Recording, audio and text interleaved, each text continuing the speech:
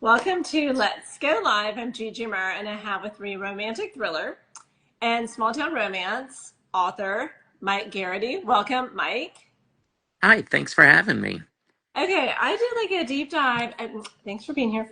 I did a deep dive down your Amazon, and so I was like, oh, we're going to get in deep on some of this stuff. But starting off, why romantic thriller and then small town romance? Because I would think that they don't match.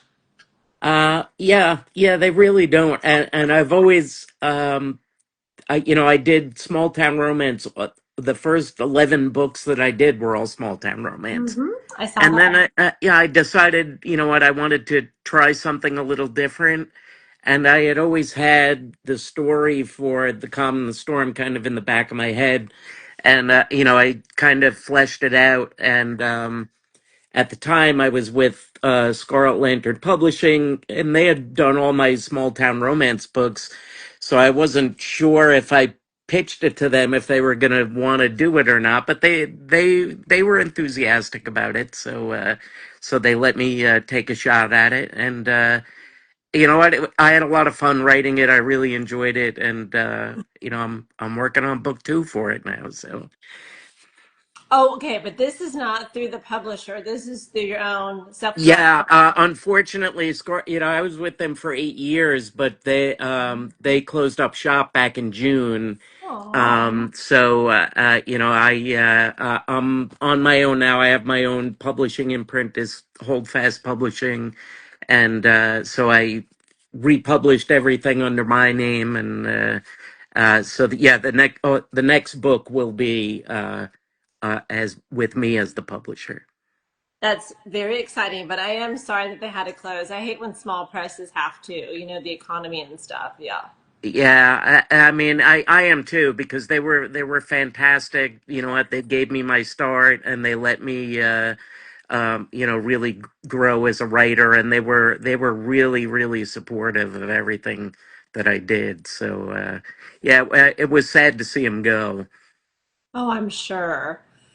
So let's start with your most recent book and then we'll work backwards. And also, you're a veteran, so I want to talk about that. Thank you for your service. Well, I'm not a veteran, but I did work. I worked for West Point for a long time, but I was never actually in the military. I worked as a civilian for their alumni association. But and I do have some PTSD issues, but that's unrelated to military.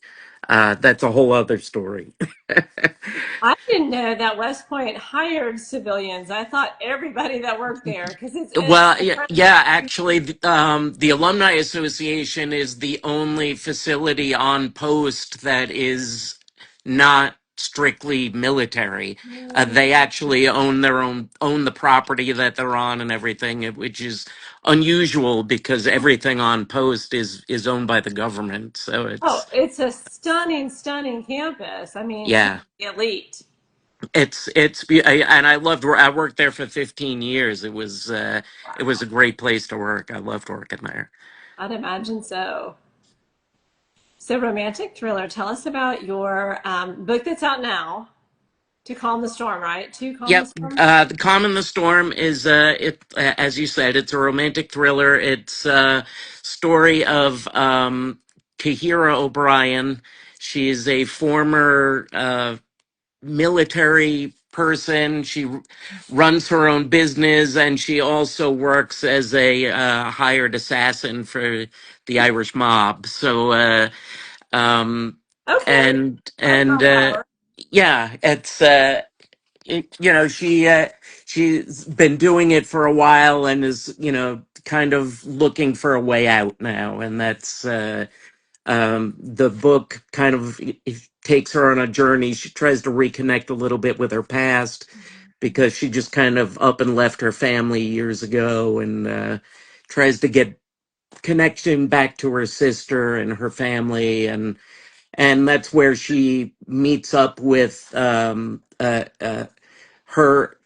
sister's brother-in-law, actually, and has a connection with him, but she also has a connection with one of the leaders in the Irish mob sector that she works for. So there's a little bit of a triangle there, and she gets caught up in a lot of different situations as the book progresses. I'd imagine so. You have a fan, Linda. Oh, Lindy. Yeah. Hi, Lindy. Lindy. Yeah, Lindy's actually a friend of mine, and she's an author herself. So and she just finished reading *The Calm and the Storm*. So, She said fantastic. Lindy did. well, I'm glad you liked it, Lindy. That's sweet. So, is this going to be a trilogy? Do we see her all through the books? Yes, it's a planned trilogy. I'm working on book two right now. Book two is going to be called *The Eye in the Storm*. So it will continue her story, and then hopefully that's going to be out before the end of the year, and then book three will come sometime next year to wrap up the trilogy. But it's been a lot of fun to write. I'm really enjoying it. So it's uh, Oh, you have it all in there. I mean, the mob, we all loved reading mob or mafia romance. And then, she's a mercenary, which is amazing. We love women empowerment. Where yeah. did this idea come from, though? I actually had the idea for many years ago. I had wanted to do a book about a female assassin, and because there were a lot of you always see the male assassin, and I Always. thought the female one would be a nice take on it. But I also wanted her to be a really strong character, and and still have some of that small town stuff to it. So actually, where she goes back to is the small town that she grew up in, and which is set in the area that I live in here in New York. So I use the region I live in New York for a bunch of my books, so it gives me a little bit of a setting for the local people who read and can recognize some of the places and Well, it's things like an that. advantage, too, that when you write what you know. Yeah, yeah. I mean, I've lived here most of my life, so I grew up here, raised my family here, and so it seemed natural for me to get right into and use the area that I've loved living in. So Lindy requested that you can have your second novel out, Eye of the Storm, uh, by her birthday. or Christmas. Either one. I'll do my best, Lindy. I promise. No pressure, Mike. Yeah. That's cute, though. Okay, so why the Irish mob though? Because I went out to your website. I love the Celtic cross. Isn't that what it is? Yes. I have Irish ancestry on both sides of my family. I still have family in Ireland, and it was a big part of me growing up, and I've kind of embraced it more as I've gotten older. So I do use. I use a lot of Irish symbolism. I use Irish mythology in the book. The characters' names are based off of um, their personalities are reflected in what their names mean in Gaelic, and there's a lot of ties there for this book. And the motorcycle series that I wrote is actually they're an Irish motorcycle club, so Oh, do you it plays a role in a bunch of my books. do you speak Gaelic? No, you know what? I've tried to learn, but Sure. it's really difficult. And I mean, I had a hard. I would still like to learn it one day, but uh, the passages that I've used in some of the books, I've had people who are native speakers help me with because I Yeah. wanted to make sure I got the words correct, and it's. I'll usually I'll ask them, hey, this is what I want to say, and then they'll say to me, well, people in Ireland wouldn't really say that; they would say it this way, and so it's. But it was. I would love to be able to speak it, but it's been a challenge for me to learn so far. Oh, totally. I have Irish descent in my background as well, and there's like one cousin that she can speak it, and you listen to her, and you're just like, I mean, it's beautiful, it's fascinating, but it's just difficult. Oh yeah, I mean, even just trying to read it, I was getting completely lost. Oh, It really? was yeah. I mean, because there are words where it's five or six consonants strung together and they make a completely different sound, and What are we trying to do? You're like, I need vowels in here to make it a vowel jack, or was Pat? Okay, so that makes sense, and I love that. Have you been to Ireland yourself? I have. I only made one trip over there, so I mean, I would like to go back, especially because I did connect with someone who is cousins with me, and Oh. now that I know that they're there, I would love to be able to go over and and spend some time with them and see more of the countryside than I really only got to see Dublin mostly when we were there the last time, so I didn't get to venture out much. So I'd love to be able to do that. Feel like you need a month, yeah, like a month would do to go the whole countryside, everywhere you want to go. You'd need almost a month, I think. Yeah, yeah, and I think you're right. Because, and there are so many small towns that I would love to be able to visit, and anything on the West Coast there is supposed to be really beautiful, and I mean, there's just the history alone is you know makes me want to be there. Yeah, we're not talking Scotland or Wales. We're just talking straight Ireland. Yeah, because I have Yeah. some neighbors that are from Ireland, born and raised, and then are over here. And so I'm always talking to them, and they're like, okay, you just need to go. Stop asking us 8,000 questions every year. Yeah, I mean, it was great. We went to a couple of museums while we were over there, and I think here in the United States, we kind of take for granted, our history is only 250 years. Yeah. You go over to Europe and places like Ireland, where the one church we went to has been there for 1,500 years. You can't comprehend It's it. yeah, it's crazy. So I would love to just be able to spend a month there and just go Mhm. around to all the different places.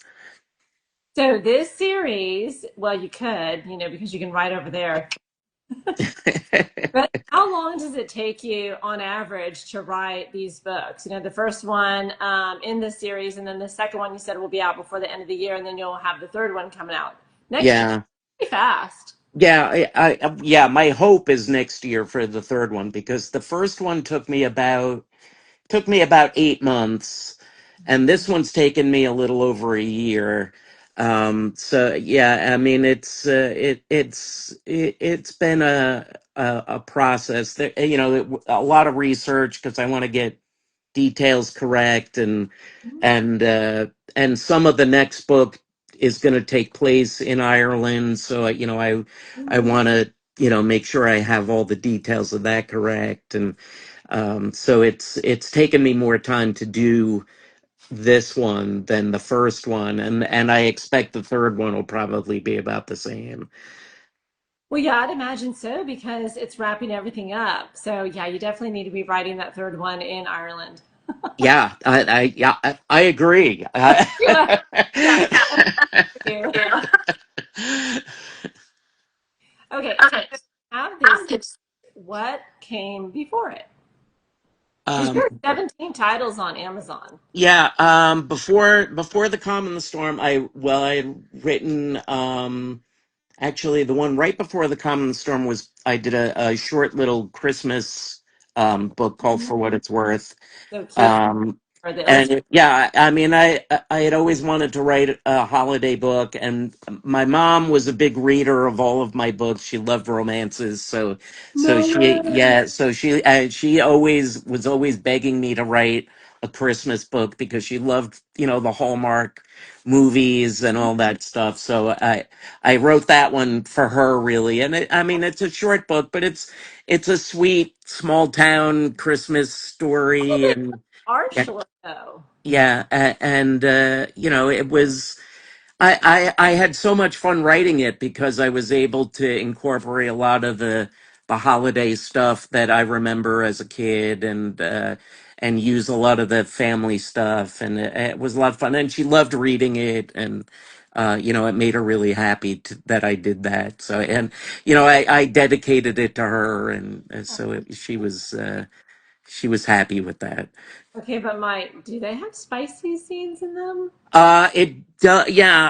It does have some spicy Okay, scenes my in mom it, was reading it. and yeah, you know what? It's funny because my mother never had a problem reading. All of my books have spicy stuff in them, and it surprised me because she never had a problem reading it. Now I also have three sisters and they read the books also, but they tell me they don't read the spicy scenes, they just skip over them and read the rest of the book. But my mother was just like, you know what, I've read probably 500 books that are the same way, and for some reason it didn't bother her. So No, it doesn't bother her. Her son wrote it. That is so yeah, it but was. like her. That's so typical of siblings, though, right? Yeah, you know what? They're great supporters, and they get my books, and they tell me, oh, I love the stories, but I just don't, I can't read the other stuff. That's Yeah, other writing heroes. That's so cute. Take us through because you have a motorcycle series that you talked about a minute ago or mentioned, and then you have that baseball series. yep, So um, before the Christmas that you wrote for Mama, what? yep. I did the motorcycle series that it's a series of four books. Um, Finn, Preacher, Liam, and Demon. It's an Irish motorcycle club. They're all again live in this area in New York, but they all work at the same job. There's a group of workers in New York City. They're called Sandhogs. It's a particular union. They build the tunnels in New York City, and they have since the 1800s. Oh, so that's And real. That's a real. yeah, That. and it began primarily as a job that the Irishmen did because it was dangerous and it was the work that they could get and Yeah, hard. and that's what they did and it's a job that's been generational since then where the grandfather did it and the father did it and now his son does it and it's still that way in a lot of ways. So I That's wanted really to neat, though. incorporate that into the books as well. So that became kind of the backbone of the book. Was That's one of the ways that the whole group is connected. They all do the same job. They're all part of the motorcycle club, and they protect each other. It's How many books are in that series? Because those covers are great. I think it was what, four? yeah. There's four. Yeah, the covers are. I got Finn Ooh, over here. I expensive. That think. show Yeah. Where is it? Here it is. Here's Finn. Yeah, the covers are fantastic. Scarlet Lantern was a big help with me with the covers. They did a fantastic job doing getting all the cover work and everything together for those. And so there's four books in the series.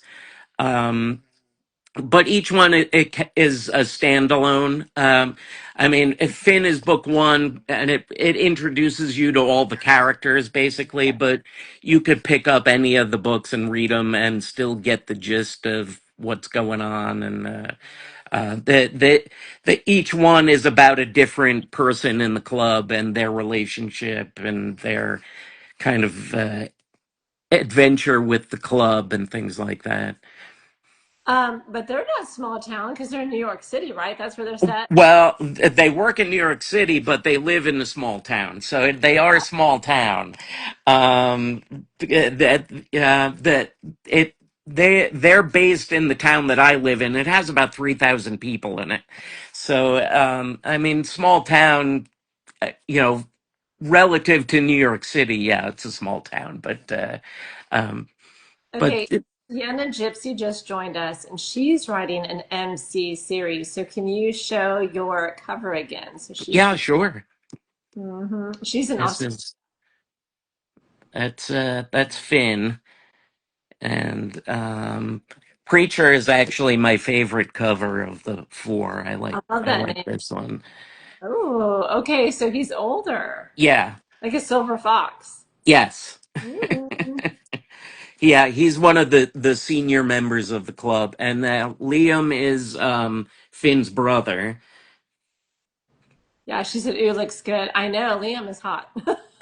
And the last one is oop, it's Demon was book four. He's kind of the enforcer of the group, but he's actually probably the nicest of the four. Just scary looking. Yeah. But so yeah, and yeah, I was really happy with the covers. The covers are fantastic. Yeah, they are.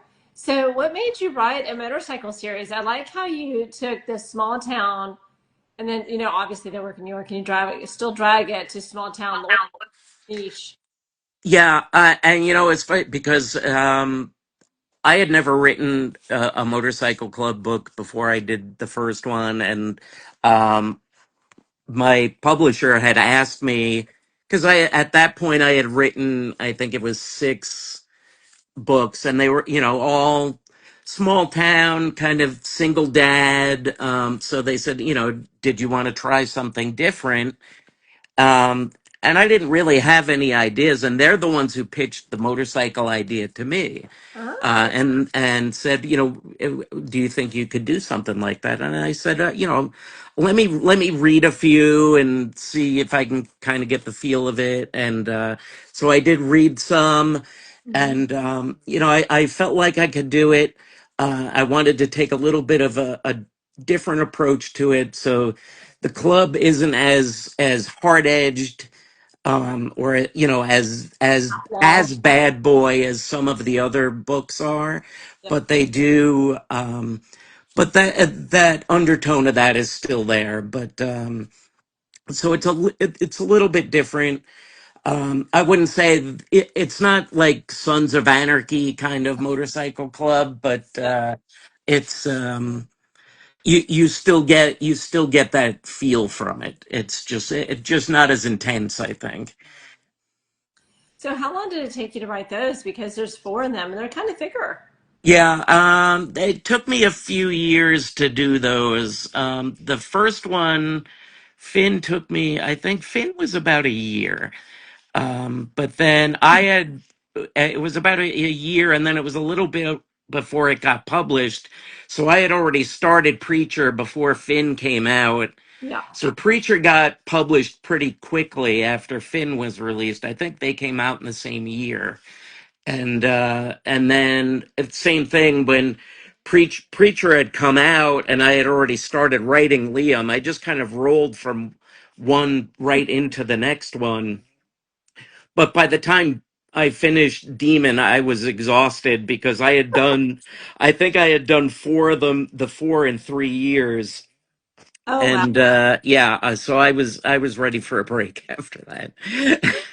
Well, I bet because the first one always takes the longest to me, in my opinion, because there's world building and you always have to tell yourself the relationship between everybody and all their personalities, right? We have to figure that out as authors while we're telling the story sometimes. Yeah, absolutely. And so and that's, I think, I agree. The first one took me the longest, Hmm. because I was establishing backgrounds for everybody and doing the research on, I had never ridden a motorcycle before or anything like that. So, I Stop it. needed to make sure I knew what I was talking about. And Mhm. so there was a lot that went into that first book.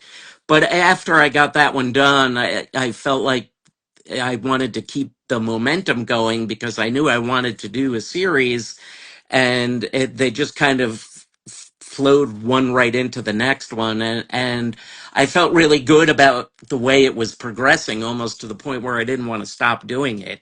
Oh, So it worked out really well. I was able to get them all done, and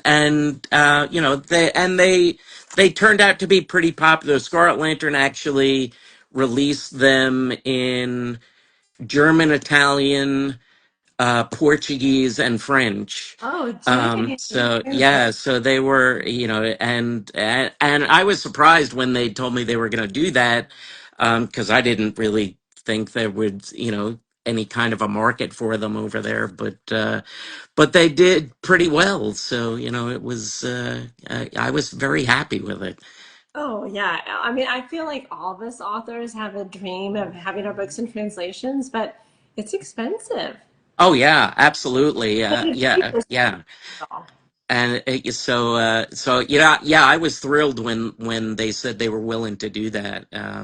So my next goal is now, now that I'm doing the publishing, is my hope is to Mhm. get them on audio at some point so that I can market them that way. But again, that's another expense and project, and um, Well, hopefully down the road. I was going to ask you that because obviously you still own the stories. Can you, in the interim, now that they're no longer in business, can you take those and just put them up on the platforms directly? Yeah, which is what I did. I mean,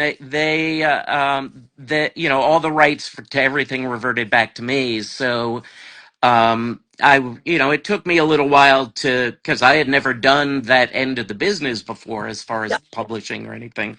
So, I had to learn everything that had to get done, and it took me about a month to get everything back up onto Amazon and Barnes and Noble and all the locations, but everything's up there now, and I was able to open up the market a little bit because I decided not to do Kindle Unlimited this time, and just see if I could sell the ebooks in other places as well, and so far it's been okay. It's only been about a month really since I've been doing the publishing myself, so it's all still kind of new. Oh, yeah. And platform is different. I know I'm a wide author also. I just can't put all my eggs in one basket. That terrifies me. Yeah, I understand that completely, and as I was learning more about all of that, Mhm. it got clearer to me that I wanted to take that approach too. I just thought if it was available in a lot of different markets and different formats, that it would open up some things to me that maybe weren't open before. So. Now it's more, learning more of the marketing stuff to do more of it than I had done before. I mean, I always think that I did a lot, but now I realize that I have to do even more now. So it's I feel like so many authors struggle with marketing. I know Sienna said same. She is on multiple platforms also. She's yeah. worldwide also. Did they send you your translations so you have those too then? They did send me the translations, Mm. yeah. So I do have those. Those I haven't. That's the one thing I haven't done yet, is upload all that It's a stuff. It's big animal to tackle. Yeah. But Yeah, particularly because and I don't read any of the languages, so I don't, you know, eh, I'm assuming they're good translations, and yeah, and like all they're all of that. But even just as far as marketing to other countries and things like that is stuff I feel like I really need to learn more about before I jump into all that. But that saved you thousands of dollars. Oh This yeah, like what absolutely. a gift. Ooh. So there's a small town cowboy author, Vanessa Vale. Hmm. She's big with translations, but her website even has translations. So you can have her website, and I'm not talking Google where you can change it. If you go out to Vanessa Vale's website, she has like the English, the German, the Oh Dutch wow. on her like homepage, and you just pick what language you want to be in. I'm just like blown away. How good Yeah, would that be? So, that would be, yeah, that'd be amazing to do something like that. so maybe, if you put that in your notes when you finally launch translations, if you have a website Yeah. and No, it's literally the same layout, it's just, so like let's say her pictures here and all her about her or whatever, it's the same. It's just all translated, and you can pick what language you want her website to be in. that's amazing. Yeah, it is. I can't think of anyone else that has that. Yeah, I don't think I've ever seen anybody who's done that before. Super. I'm gonna have to check her out. Yeah, definitely. Small town cowboy is what she does. I think Wyoming because she lives in Wyoming or Montana. So, like similar to you, she writes what Yeah, she knows. yeah, that's great. Yeah. So, I also saw a baseball series. Ooh, tell us about Yes. Well, you know what? I'm a huge baseball fan, and who's your team? Who's your team? the Mets. Okay, I didn't know if you're going to Yankees because there's y'all New York Well, yeah, I mean, away. I grew up in I lived in Queens until I was about 11 before we moved north to where I've lived since then. Yeah. So we grew up very close to Shea Stadium and went to see Met games a lot. So it was kind of in my blood since then. But Is the stadium in the middle of a neighborhood? yeah, yeah, it is. It's That's right in the middle of Flushing. Yeah, well, Wrigley is too. We went to yeah, Chicago. I was so shocked because I was like, people's literally like mowing their yard, and the stadium is directly across the street, or they'll have yeah. the stadium seats on top of their roof. Yeah, yeah, right across the street. Yeah, it's pretty wild. It is wild. It is so steep. I would think like I would be a little bit nauseous. I couldn't get up there. I'd probably like crawl. I have to crawl to the to the top. But I thought Shea Stadium was the same way. Yeah, huh? Yeah, yeah. I mean, In a neighborhood. it's a lot of businesses mostly around the stadium, small businesses, but there are homes there too. So yeah, you could and the subway stops right in the parking lot. So it's people get off the subway and just walk into the stadium, and I've been to New York it's several times. We're going back in September and also November. And when we've you fly into LaGuardia and then you go through Queens, to get into like Manhattan and stuff. And so here in Houston, Texas, we have a zillion professional. Everybody has their own professional stadium, right? hmm They are nowhere near a neighborhood, but these older stadiums, I feel like the field is closer. You can hear the pitcher pitch and it hit in the mitt of the Yep. glove mitt. You can't hear that at the Astros. It's so loud, and the field is set further back. But those older stadiums, I mean, they're a nostalgia to them. They're just like, it's talk about romanticizing baseball. I get why you guys are so loyal to the Mets, the Sox. Yeah, yeah. We won't talk about I love the history of it, and yeah, and having the older stadiums like that where I mean, it's part of the culture of the city. Then it's not. I know in a lot of places, yeah, it's the stadiums are kind of set outside the city, so it's not really part of what's going on. But yeah, yeah. that. I mean, it's easy to love the Mets because It's a they different were right there. experience. Yeah, When we yeah, went to Fenway, I mean, it's just a different experience. yeah. Fenway's the same way. Yeah, Yeah, these older stadiums, and some people they get all parsed naked because they want the modern this or the modern that. But you really gotta love baseball because his older stadiums are so nostalgic, and you're like, oh my gosh, who else has sat here for decades before me? There's so great. Yeah. Yep. Exactly. Okay, so we can go on forever about baseball. I'm a baseball mom, as Well, you know. yeah. So I knew I wanted to write a baseball romance when I and actually the second book that I wrote was book one of the baseball series. That's Change Up, and Those, I'll let it's you know. Those titles are great. and I wanted to do incorporate some small town aspect to it as well. So, it's about a baseball player who's coming towards the end of his career. He goes back to his small town where he lives, where his family has lived for a long time, and he's a single dad, has a teenage daughter, and it's about him, reconnecting with his family, but also he meets the small town librarian who's new to the town, doesn't really know who he is, or that he's like the hometown hero kind of thing, and Is the Lindy. relationship that they develop. And I mean, it's an age gap thing too. He's in his late 30s, she's in her early 20s, and so it's got a lot of elements to it, and I had a lot of fun writing it because I was able to incorporate the baseball stuff, which I love, and keep it small town, and um and the baseball one is all three books are connected, so you have to read them in orders because the story carries from one to the next, and follows their relationship as they go along. Yeah, Lindy's like, oh, with a librarian. Yeah, the librarian. Yeah. Yeah, your favorite movie is Sandlot. Yeah.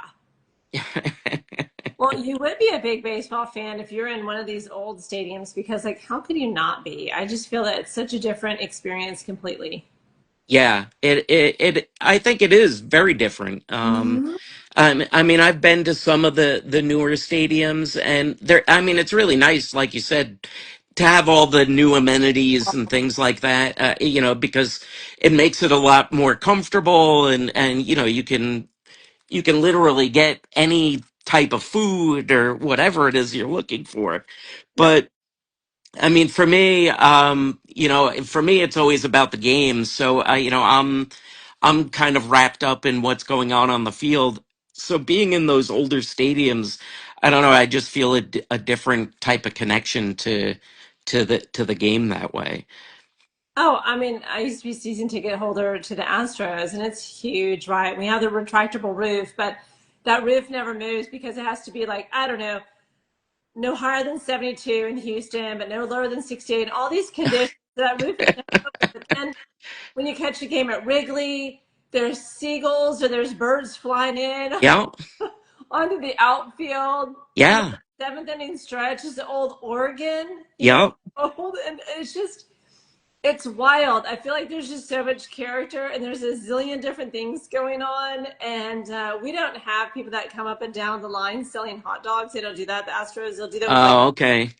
but yeah, you can get a hot dog and all this vendors. I mean, it's such Yep. an experience, these older stadiums. Yeah. Yeah, it is, and that's part of going Hmm. is to take part in that experience, and you lose some of that with some of the newer staves. I mean, Yeah. in the end, it's a business. I get why they do all that, but I still feel like, yeah, it makes me a little sad that's slowly going away from what the game was, when I was a kid and Oh, yeah. growing up. So it's I think everything is bigger. I mean, we have Friday night fireworks, and then we have our little choo choo train. We hit a home run and stuff like that. So, I mean, I think everyone tries to bring their own nostalgic character, but yeah. you can't beat the old ones. So, you said earlier that you write single dads. So that's a common. Not only are you a small town, but you write single dads. Why is that? Um, Because I uh, feel like it's underrepresented. yeah, and actually, I think I have one. The baseball series is Single Dad. The first book I wrote, actually, Burnt, um, is uh, is Single Dad. He's a Oh, fireman who, I saw those, Mike.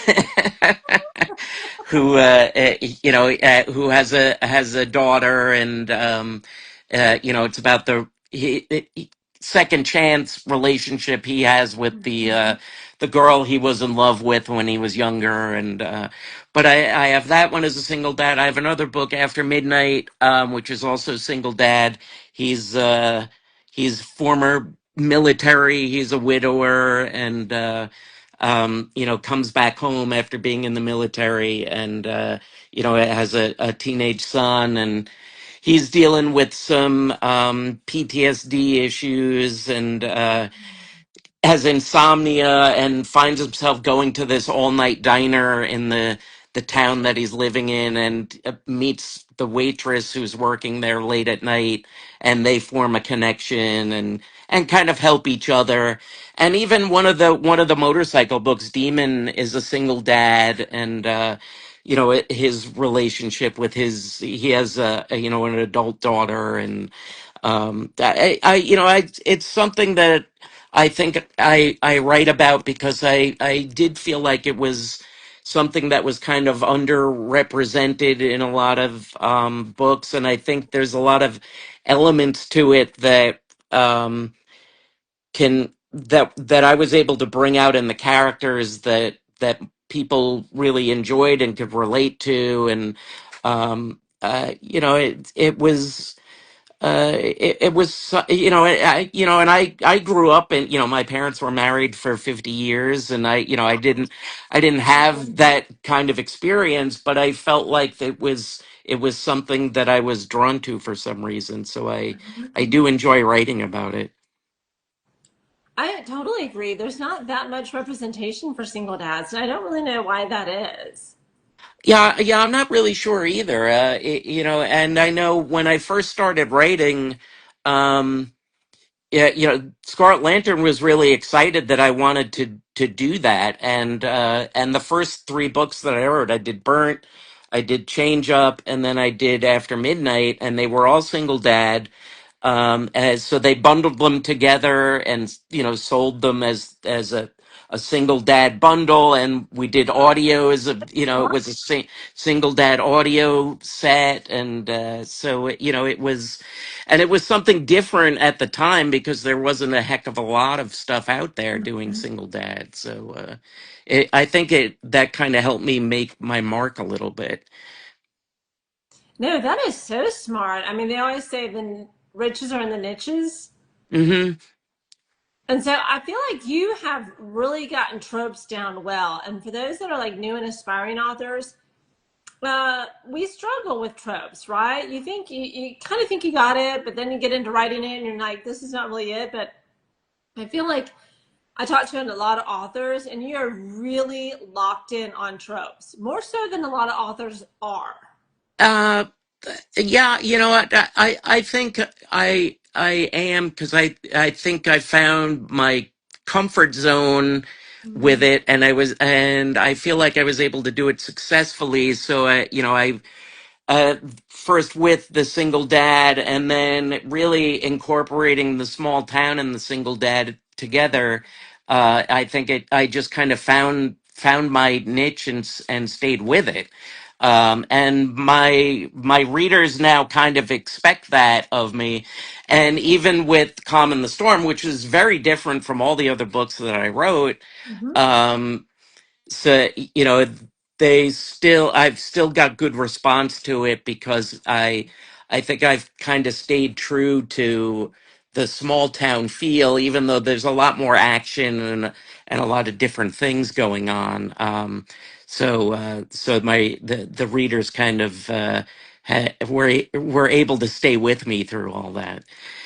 Well, it's such a compliment, right? Because we know people, if they write small town, it's usually like a fictional beach town. You know what I mean? You've transcended, but yet kept it all the same. You have firemen, you have your baseball, you have your motorcycle, and now you have this mercenary Irish mob. But yet, overlaying all that is still the small town. which is fascinating because most people can't have the variety of everything, but also keep the similarity of the one niche. It's kind of fascinating and brilliant how you've been able to do that, though. Well, thanks. I appreciate that. It's I don't know. I think I just the stories that I have in my head just seem to fall into that pattern. And I think part of it is because I enjoy it so much that I'm able to translate that into on the page, and it thankfully it comes out successfully. Nice. Yeah, you're getting some love from the people watching a little bit. Yeah. Well, thank you. So to transition just a little bit to the writer in you, because there are people that will be watching and listening that I think everybody wants to write a book, or it could be a memoir or something before they meet their maker. What advice would you give new and aspiring authors? You've written 17 books. That's a lot. I mean, I think two of the biggest things for me are if you want to write. I feel like you need to be a pretty consistent reader. I mean, I read a lot of different books, different genres, and anything that sounds interesting to me. Oh, and I feel like that helps me as a writer because, I get to see different approaches to different types of books, writing styles, different voices, Mhm. all of that I think enhances you as a writer when you're moving forward with whatever type of book, whether it's nonfiction or fiction. I mean, I read a lot of memoir because I feel like you can you're getting pieces of somebody's life that maybe you could incorporate that feeling or that approach into what you're working on next. The other thing that I do a lot of is, and I've done for a lot of my life, is I journal, and to me that's a big it's a big help for me as a writer, whether I'm writing something personal or sometimes I'll go online and pick up a writing prompt and just write about that for a couple of hundred words or whatever. But I feel like doing that really helps me keep my writing fresh and keeps me thinking, keeps me creative. Um, whether it's, just writing about what I did that day or, coming up with something completely off the wall and just writing about it.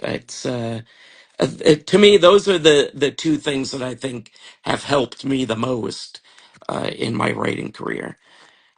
I agree. I think it's fascinating. I mean, we always hear you should read. You know, if you're a proficient writer, you should be a proficient reader.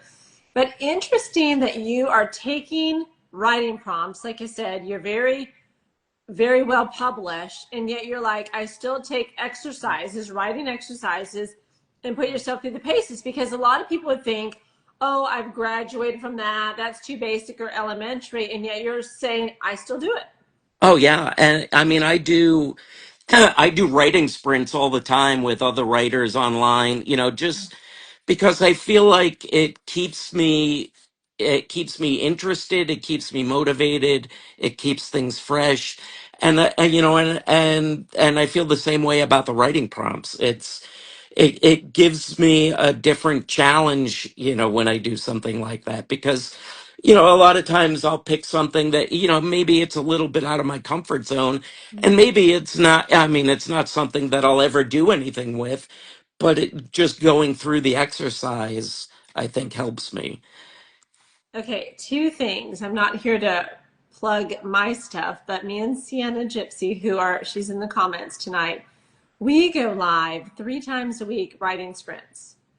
So Oh, on Instagram we are or it's on Instagram at 8 a.m. Central Standard. And she's in Australia, so it's 9 p.m. AWST. So Monday is Instagram, Wednesday is Substack, Friday is TikTok. So we oh, would love awesome. to be able to join, jump on the screen. Yeah, no, that would be Or great. yeah, and if you can come, you can come. Not, but Yeah. in my profile, you'll see that, like a post, and I tell you like where we hang out, what our schedule is. But we do that 3 times a week just to hold each other accountable. And we're both writing No, motorcycle romances right now. no, I love that. I would love to be able I'd love to to do have. that. Yeah, and yeah, I mean, on Instagram. I'm on TikTok a lot. Actually, that's where I met Lindy. Uh, so Perfect. yeah, See, so come on, 8 a.m. yeah, online. We'll see y'all there. awesome. Yeah, no, Yeah, yeah. So 8 a.m. Central. Central. Uh huh. All right, so that's 9 a.m. for me. Yeah, I'll be there. And Lindy, you're invited too. So the second thing I wanted to tell you is I talked to an erotic author. She also has a podcast. Her name is Ruan Willow, Ruan Willow, and she does impromptu writing. So you know how there's like comedy shops. What are they called? Like comedy Yeah, improv. the Improv. improv. Yeah, yeah. So she does story improv. And the reason why is like you're taking these writing prompts and journaling, right? She does writing improv anywhere from like 2 to 10,000 words. She talks about it on her podcast, so she'll speak it out. Then she bundles up her stories and will put 20 stories together in like a little and her own little anthology or Oh wow.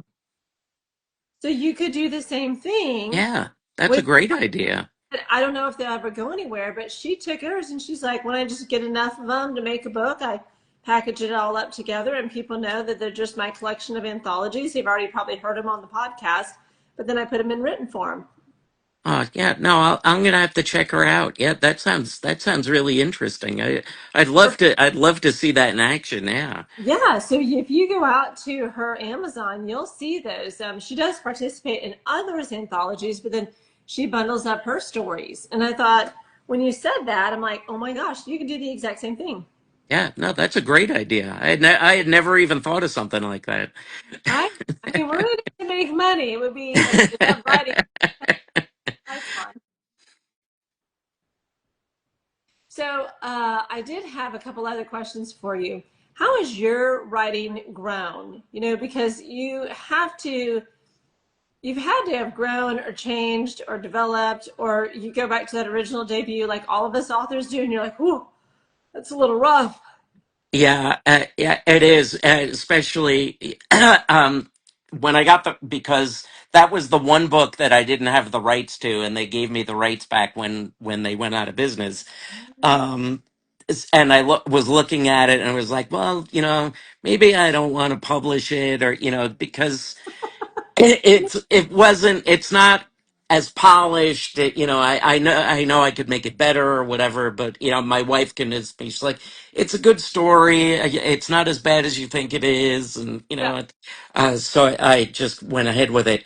But yeah, I feel like my writing has grown. I've learned a lot more about storytelling and about point of view, and um, the first couple of books I did all through first person, but now I write. I find I'm a better writer when I write third person. Really? So I've been doing that. I think for the last 7 or 8 books are all third person, and I am a lot more comfortable with it. And I do feel like my writing has improved a lot just from doing that. Uh, I Why I is still feel like I have a lot to grow, though. is changing from first to third is a huge jump. Yeah, I was intimidated by doing it. Oh yeah, it gives me hives just thinking about, because you have to, it's easier when we have our flawed sense, like we only know that person's head, but if you're third, you're kind of now in everyone's head, and so you have to be in everyone's head, but enough of a line to be the author that knows everything without giving it all away. I mean, how do you manage that? That is like fascinating. You know what, it took me a little bit to get used to it, and I have a friend, she's been writing for over 50 years. She's got, I Like think, 5-0? 60 or 70 books published, Wow. and she was the one who had suggested to me. She said, so you know what, you're a good writer, but your writing is going to be 10 times better if you do it in third person. And she kind of coached me through that first book Yeah. and helped me with editing and things like that to make it more effective. And when I was done with it, and read through it, and I was like, you know what, she's right. I could Mhm. tell that it was better. Um, but it's hard to get over that because to me, writing in first person, it's comfortable, it's more personal. You feel like you can tell the story in a different way.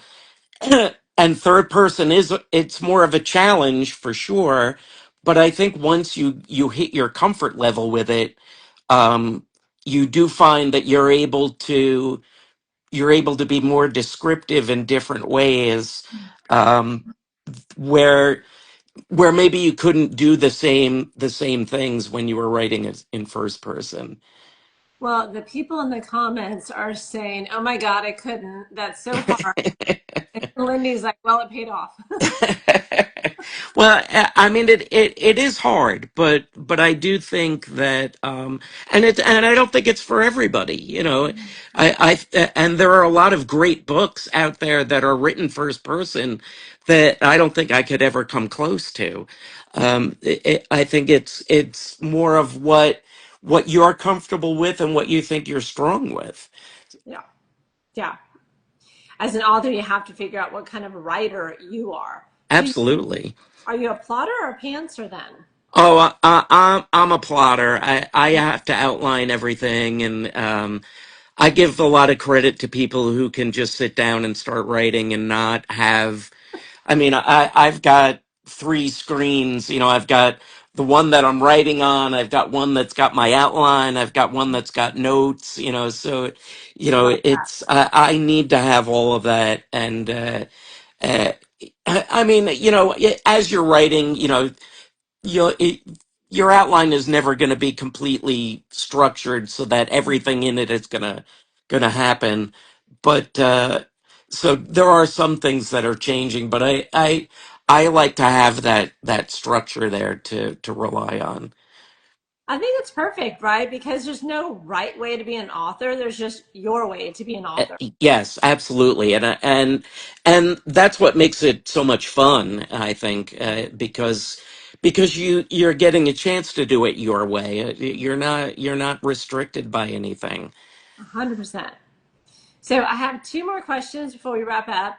One, where can everybody find you? Website, where are your socials, and where are your books? Yeah, you can find me at if you go to holdfastpubllc.com. That's my publishing page, but it's also where all my author stuff is. I do sell my books on there also. You can order them directly from the site.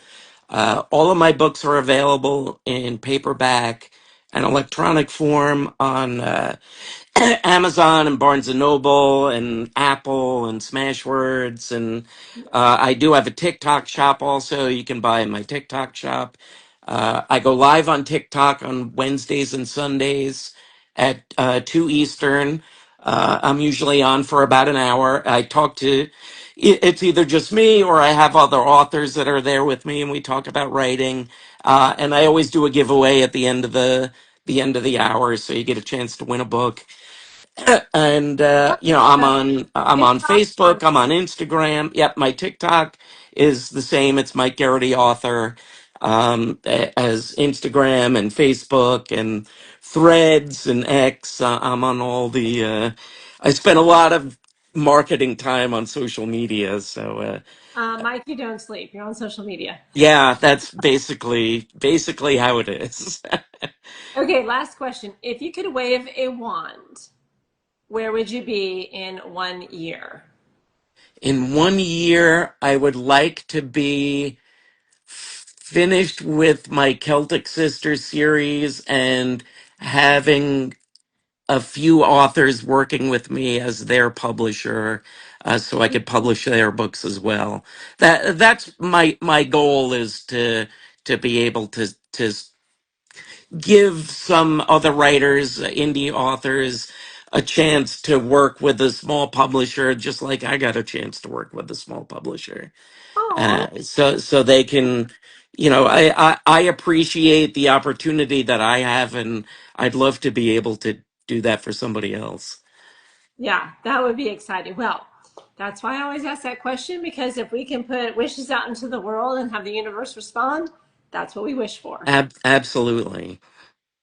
It has been so nice getting to know you, and I am going to come hang out with you on Wednesdays and Sundays on TikTok too. Yes, please do. And I'm going to hang out with you tomorrow during your writing sprint because I would love to be able to take part in We that. would love to have you, Lindy, and any of the authors that are listening. Come join us. I was wondering if you were going to become a publisher. Yes, that's my goal, Lindy. I mean, it's only been a month with the publishing, so it's slow going right now. But I have talked to a couple of other authors. One that I had worked with previously at Scarlet Lantern, who's looking for an opportunity. So hopefully, I can work that out. Yeah, pick up where they left off. Yeah, that would be awesome. Yeah. All righty. Well, I would love to have you back when you release book two. You said later this Yeah, year. that would be great. I'd love to come back. Thank you, Gigi, so much for Yeah, having me on. I've had a lot of fun. I did too. The hour always goes by fast, but if we have you back on, we can have the whole hour dedicated to book two's release. Awesome. I look forward to it. All right. Thanks so much. Ciao for now. All right, thanks, Gigi.